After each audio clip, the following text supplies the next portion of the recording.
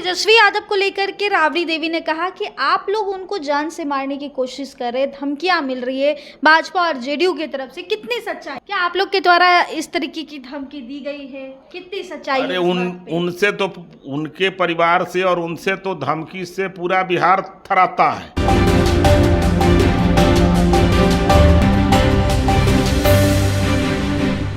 नमस्कार, आप देखना शुरू कर चुके हैं रब्जी लाइव और आपके साथ मैं हूं निधि सिंह। देखिए, मॉनसून सत्र 4 दिनों के लिए चला, लेकिन इन चारों दिन सिर्फ और सिर्फ हंगामे की भेंट ही चढ़ा है। सीधे जुड़ेंगे, हम बात करेंगे, भाजपा से प्रवक्ता है अरविंद सिंह जी, उनसे ही बात करेंगे। पहले तो बहुत शुक्रिया हमारे साथ नमस्कार बातचीत के लिए। एक सवाल रहेगा कि हंगामे की भेंट चढ़ा है इस बार मॉनसून सत्र, मान रहे हैं आप? माननीय मुख्यमंत्री जी अपने कार्यकाल में जो काम किए हैं, नहीं चाहता था विपक्ष की सदन में लोगों को जानकारी मिले। वो नहीं चाहता था कि वृद्धा, विधवा, विकलांगता का पेंशन का राशि बढ़ा दिया गया है। लेकिन वो कहते कि हमारे पद चिन्ह, हमारे मैनिफेस्टो को चुरा कर नीतीश कुमार लोगों के सामने पेश। वो नहीं चाहते हैं कि बिहार को 125 जो यूनिट बिजली फ्री में मिल रहा है वो जानकारी मिले। वो नहीं चाहते हैं कि जो माननीय मुख्यमंत्री जी मजदूरों के लिए कुछ करना चाहते हैं, वो नहीं चाहते हैं कि विकास योजनाओं की जानकारी जनता तक जाए। वो चाहते हैं कि बिहार में जैसे अराजकता, अत्याचार, हत्या, बलात्कार उनके कार्यकाल में फैला हुआ था, जिसके लिए वो जाने जाते हैं, उसी का बोलबाला हो। और उसी हंगामे के तहत उनका एक विधायक भाई वीरेंद्र है, उनका भाषा सुनिए कैसे बोलते हैं। तो ये सब सारा चीज़ जो है, ये राजद का यही अत्याचार ही शिष्टाचार है। तो ये संस्कार के तहत वो अपना काम किए।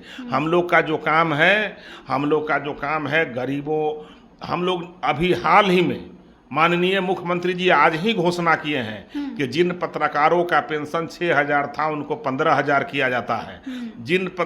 जो पत्रकार का निधन हो गया, उनकी विधवाओं को, उन पर आश्रित का 3,000 पेंशन था, उसको 10,000 रुपया किया जाता है।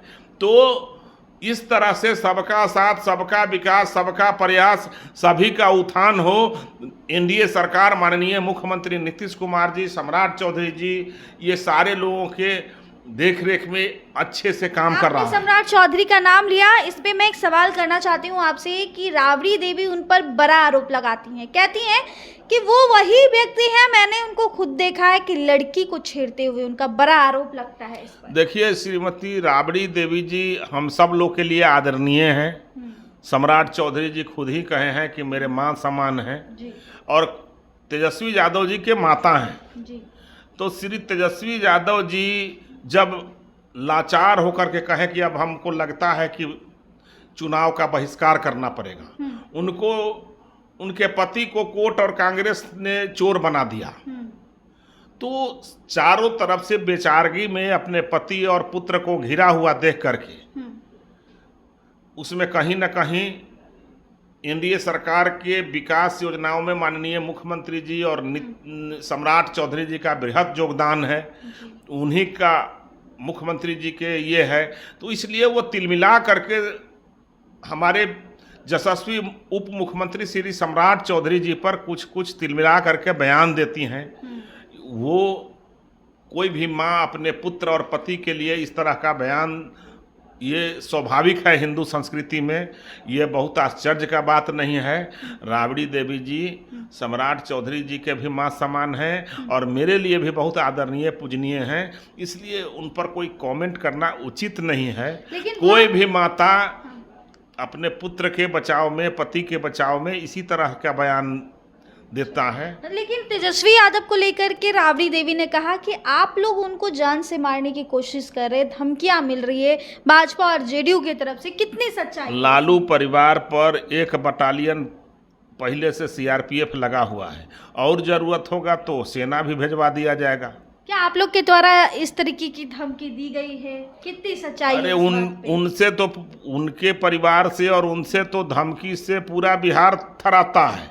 हम लोग तो धमकी सुन सुन करके परेशान रहते हैं। हम लोग कहाँ धमकी देने वाले हैं। हम लोग तो जरूरत होगा सरकार उनको पूरा सुरक्षा मुहैया कराएगा। वो नेता प्रतिपक्ष सरकार के अंग होते हैं। अगर ये नहीं समझ में आता है तो जिस संविधान को लेकर के घूमते हैं तो कोई पढ़ा लिखा व्यक्ति से उसको पढ़वा करके समझ ले, चूँकि अपने तो अनपढ़ आदमी हैं। चलिए, बहुत शुक्रिया। तो हमारे साथ अभी खास बातचीत कर रहे थे भाजपा से प्रवक्ता अरविंद सिंह जी, जिन्होंने सीधे तौर पर इन सभी मुद्दे पर खास बातचीत की। फिलहाल इस खबर में इतना ही। आप देख रहे थे रब्जी लाइव न्यूज़ के साथ। बहुत बहुत शुक्रिया।